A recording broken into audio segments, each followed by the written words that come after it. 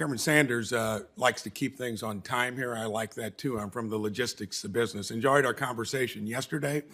I'm going to read a statement here because, like I told you, I think so much of what you expect in the future, you got to pay attention to what might have happened in the past. So, Neera Tanden, in her capacity of president of the Center for American Progress, held a panel on wages and benefits in December of 14 with you, Wage and Hour Administrator David Weil, who recently did not get nominated into a spot, and Labor Secretary Tom Perez.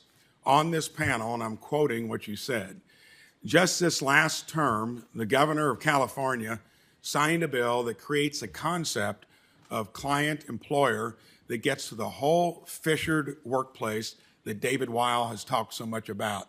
Fissured workplace is the definition of franchisor, franchisee. About the idea here that a century of labor laws are premised on employer-employee relationship. So when you have these middlemen and subcontracting, you really start to take away from that, from the protections between those at the top who contract for labor and those at the bottom. So the client-employer concept is if you hire workers through a labor contractor as part of your regular course of business, and there is a whole definition for what regular course of business means, but then you as the client-employer are responsible for all the wage liabilities as if you were the employer. And I think this has the potential to be a very important tool to get at the insulation between the top and bottom layers, meaning franchisors and franchisees. I'm not going to ask you to respond to it because I'm reading your statement. I will say this, a franchisor, franchisee is the most normal way you enter into the world of owning a small business. And I don't think this indicates that you would be working towards keeping that kind of structure there. And we also talked about gig economy, which we had a different conversation on. And I think there you were acknowledging that that was different maybe from a franchisor or franchisee. Here's where I'm gonna want you to respond to this. I think a lot of what has to do with anybody coming to a position of responsibility, you've got to probably justify some of the things in the past. I want to read this. I think character is important, and I want you to respond to it. In 1989, you took part in the seizure of the president of Stanford University's office in a protest known as the Takeover '89. And I've got from the archives of Stanford Library, which I'd like to submit into the record, Chairman. Thank you. Stanford's president described the 10-hour occupation of his office as unlawful and as one of the gravest student protests in the last 16 years.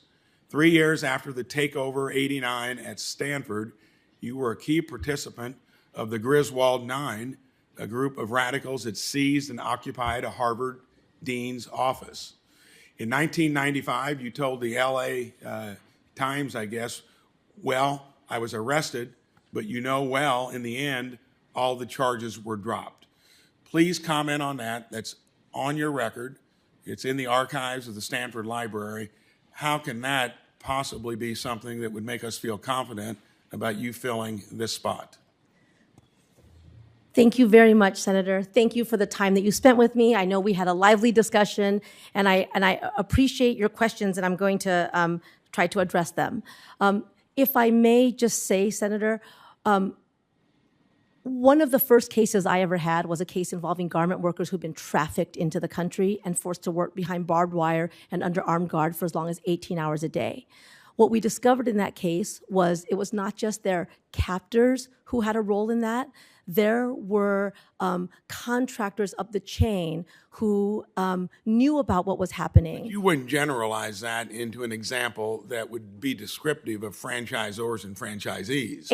In fact, franchisors and franchisees had nothing to do with it whatsoever. But that was my question earlier on. Nothing to do with it whatsoever. For me, when everybody talks about how having a franchise company is a way that especially immigrants get into, own up their first business and get a toehold into the middle class, that is my family. That is what that was my experience. So, Before you get gavelled out, do you want to comment on what happened at Stanford yes. and Harvard?